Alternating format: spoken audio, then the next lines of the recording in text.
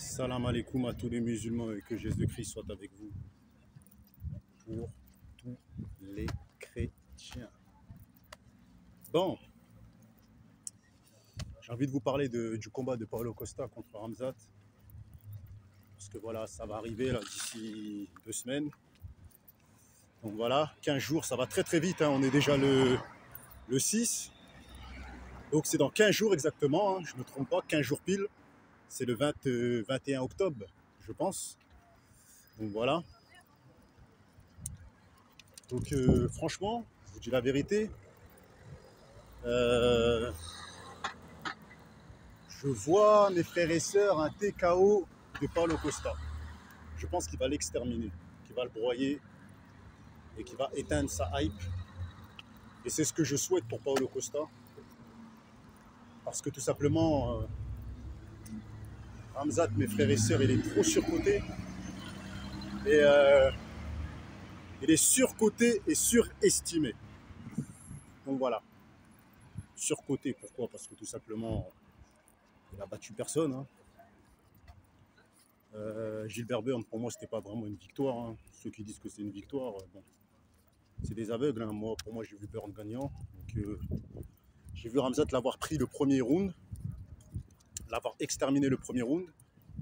Mais j'ai vu Burns le bousiller le deuxième round, l'avoir mis deux knockdowns. Je pense que Burns l'aurait mis un crochet de plus s'il serait en train de dormir, Khamzat. Il a raté son dernier penalty, il l'aurait touché, ce serait terminé. Donc voilà. Donc j'ai vu un Khamzat KO en fait, quasiment knockdown de KO au deuxième round. Au troisième round, j'ai vu un combat assez équilibré, mais je ne voyais pas Khamzat le dominer. Je voyais que ça allait dans les deux sens. Mais par rapport aux deux knockdowns, je donnais la victoire à Burns. Parce que Khamzat, il a bousillé le premier round, il a failli de le mettre KO. Après, il a failli de se faire mettre KO 2 fois. C'est pas une fois, c'est 2 fois. Donc voilà. Donc, bref, on va pas reparler de ce combat-là. On va aller tout de suite sur le programme combat Paulo Costa contre lui. Donc moi, je vois Paulo Costa gagner. Pourquoi? Parce que tout simplement, je trouve que Paulo Costa, il a les armes pour bousiller Khamzat. Parce que Paulo Costa,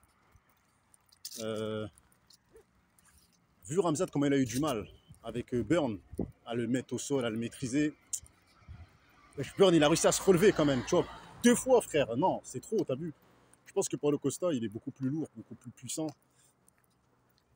beaucoup plus athlétique. Hein. Debout, Paulo Costa, je le vois manger Khamzat. Hein. Après, si on parle vraiment objectivement, la boxe de Khamzat est beaucoup plus technique et beaucoup plus rapide que celle de Paulo Costa. Je parle de la boxe. Écoutez bien ce que je vous dis. Je ne vous parle pas du pied-point. Je vous parle de la boxe. S'il y avait un combat de boxe, je pense que Khamzat peut l'emporter. C'est que les points. Il boxe bien, Khamzat, il faut dire la vérité. Mais si tu prends le pied-point, Paulo Costa est au-dessus. Il envoie des middle kicks, il envoie des chassés. Il met des chassés. Tu vois, il met des chassés croisés. Il met des high kicks. Non, non, non. Il est trop puissant dans ses coups. Il met des middle. Non, non, il est trop puissant. En pied-point, je donne l'avantage à Paulo Costa. C'est du MMA. Il y aura pied-point, lutte, il y aura tout. Donc voilà. Donc par rapport, si on prend les avantages de Khamzat et les avantages de Paulo Costa, Khamzat peut l'emporter comme Paulo Costa peut l'emporter. Mais si on est objectif et qu'on regarde Khamzat, comment il s'est fait détruire par Gilbert Burns, on sait très bien que si c'est les coups de Paulo Costa qui seraient dans la face de Khamzat, il ne serait jamais réveillé, frérot. Tu vois, c'est... On le sait. Si c'était les coups de Burns dans la tête de Khamzat, il serait éteint. Il serait éteint, les gars. Et vous le savez très bien. Donc voilà, donc Khamzat a une lutte beaucoup plus explosive. Je trouve que Khamzat, il a une lutte beaucoup plus explosive. Mais est-ce que ça va suffire? Parce que ça suffit face à des combattants éclatés. Regardez bien les combats de Khamzat. Tous les combats qu'il a gagnés, c'est face à des combattants nuls en lutte, nuls en pied-point et nuls en lutte, jusqu'à ce qu'il affronte Burns. C'est pour ça qu'on dit que Khamzat est chaud, parce qu'il a niqué que des plombiers, je sais pas moi, des des videurs de boîte de nuit, frérot. Tu vois, des mecs qui font même pas de sport de combat, on a l'impression. Et dès qu'il a affronté un mec qui fait des sports de combat comme Burn, il a été poussé dans ses retranchements, tu vois.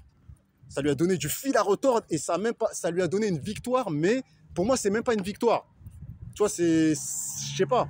Moi, j'arrive pas à comprendre comment on a pu lui donner la victoire jusqu'au jour d'aujourd'hui.